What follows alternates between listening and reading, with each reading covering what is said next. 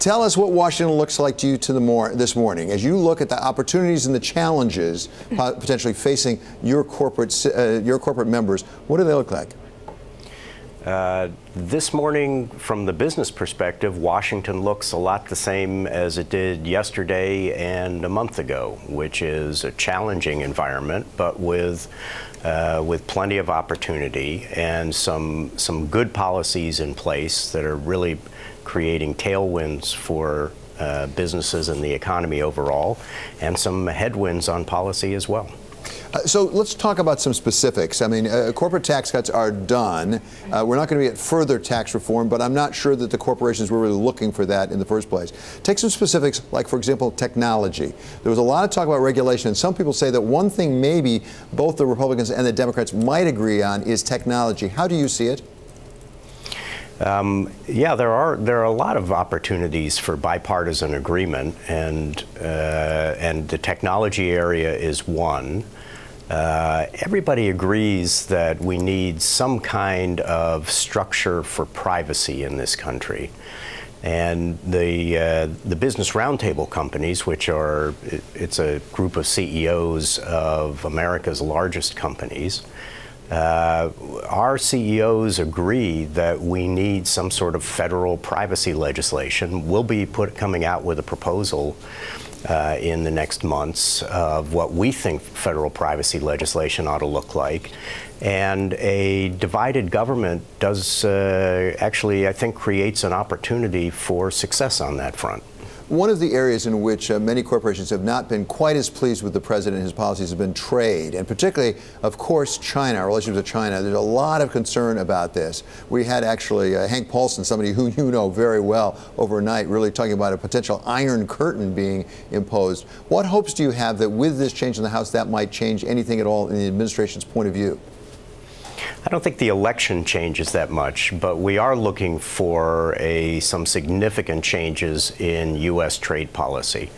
When I mentioned headwinds at the outset, that's what I was thinking of mostly. We've had terrific tailwinds during the Trump administration coming from tax reform and regulatory reform.